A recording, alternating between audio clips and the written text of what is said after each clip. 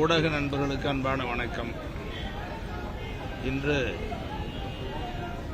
இந்திய கம்யூனிஸ்ட் கட்சியினுடைய மூத்த தலைவர், நாட்டின் விடுதலை போராட்ட வீரர், தமிழ்நாட்டின் மூத்த தலைவர்களுள் ஒருவர் என்று போற்றப்படக்கூடிய தலைவர்,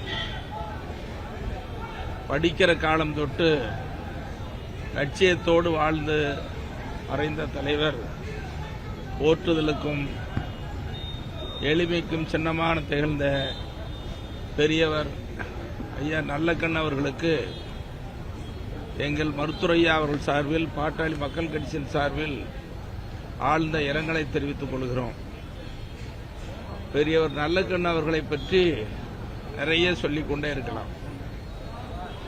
தன்னுடைய மாணவ பருவ காலம் தொட்டு பொது உடைமை கல்வி கொள்கையில் ஈர்க்கப்பட்டு இறுதி மூச்சு வரை கொள்கை மாறாமல் லட்சியத்தோடு வாழ்ந்து மறைந்த ஒரு தலைவர்.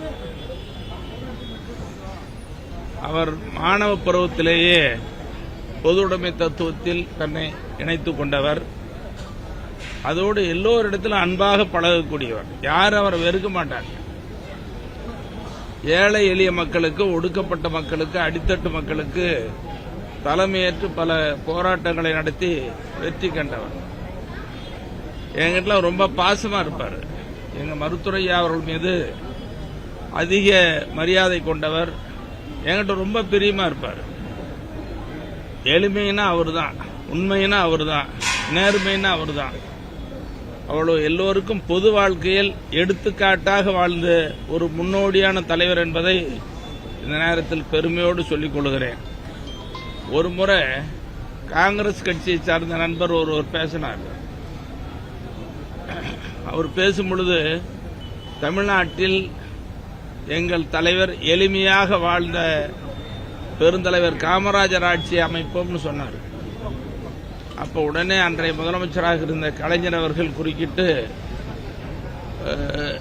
நானும் காமராஜர் ஆட்சியை தான் கொடுக்கிறேன், ஆனா பெருந்தலைவர் காமராஜர் எளிமையாக வாழ்ந்தவர், இன்றும் வாழ்ந்து கொண்டிருக்கிற தலைவர்கள் கம்யூனிஸ்ட் கட்சியினுடைய தலைவர் நல்லக்கண்ணு, அப்புறம் நண்பர் ஜி.கே. மணின்னு சொன்னார். என்னை பத்தி சொல்றதுக்காக இல்லை, பெரியவர் நல்லக்கண்ணு அவர்கள் எவ்வளவு எளிமையாக வாழ்ந்தார் என்பதற்கு கலைஞரிலிருந்து, எங்க மருத்துவரையாவிலிருந்து, எல்லா புரட்சி தலைவரிலிருந்து, புரட்சி தலைவரிலிருந்து எல்லா தலைவர்களும், எந்த கட்சி தலைவர்களும் அவரை ஏற்காத, மறுக்காத தலைவர்களே இல்லாத அளவிற்கு தமிழ்நாட்டில் ஒரு எளிமையாக வாழ்ந்த மறைந்த தலைவர்.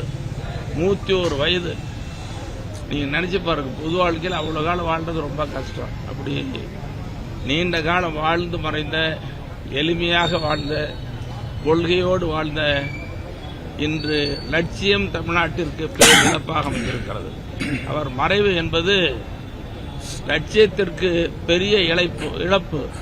தமிழ்நாடு இழப்பை கண்டிருக்கிறது, லட்சியத்தை இழந்திருக்கிறது என்பதுதான் இந்த நேரத்தில் குறிப்பிட்டு சொல்ல விரும்புகிறேன். ஆகவே பெரியவர் ஐயா நல்லக்கண்ணு அவர்களின் மறைவுக்கு எங்கள் மருத்துவரையா அவர்கள் சார்பில், பாட்டாளி மக்கள் கட்சியின் சார்பில் ஆழ்ந்த இரங்கலை தெரிவித்துக் கொள்கிறோம். அவரை பிரிந்து வாடும் அவரது குடும்பத்தினர்கள், உறவினர்கள் உள்ளிட்ட கம்யூனிஸ்ட் கட்சியுடைய தோழர்கள் அத்தனை பேருக்கும் அனுதாபத்தையும் ஆறுதலையும் தெரிவித்துக் கொள்கிறோம்.